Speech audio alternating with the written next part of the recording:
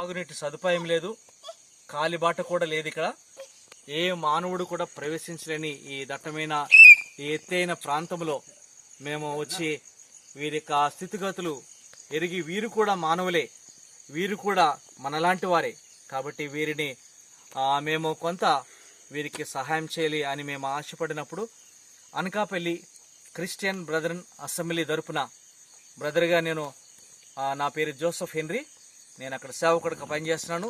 మా స్థానిక సంఘం నుంచి ఈ గ్రామానికి మరి సోలార్ పవర్ సిస్టమ్ అందచేయాలని ఆశపడి మేము అనేకులకు ఈ విషయాన్ని తెలియజేసినప్పుడు, ప్రార్థన చేసినప్పుడు అనేకుల సహాయ సహకారం వల్ల, స్థానిక సంఘం వల్ల మరి ఈ దినమందు ఈరోజు 6వ తారీఖు సెప్టెంబర్ సాయంత్రం దాదాపుగా 11:30 అయింది.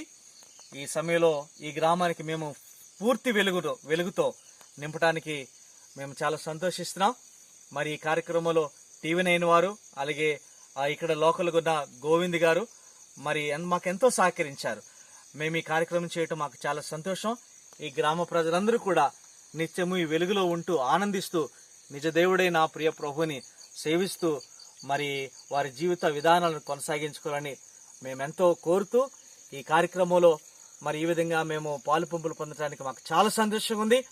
మరి ప్రభుత్వం వారు కానీ, టీవీ9 వారు కానీ, ఇక్కడ ఉన్న లోకల్ ప్రజలు కానీ ఈ జీలుగులోవా ప్రాంతాన్ని ప్రేమించి ఈ చక్కని ఏర్పాట్లు చేయడానికి మరి మాకు అవకాశం ఇచ్చారు. అందుకొరకు మీకు ధన్యవాదాలు తెలియజేస్తూ ఈ యొక్క అవకాశాన్ని బట్టి మరి మిమ్మల్ని అందరూ కూడా మేము అభినందిస్తూ ఈ గ్రామ ప్రజల యొక్క క్షేమం కొరకు అందరూ కూడా దోహదపడాలని మేము కోరుకుంటూ మరి మీ అందరికీ ధన్యవాదాలు తెలుస్తూ నేను ముగిస్తున్నాను.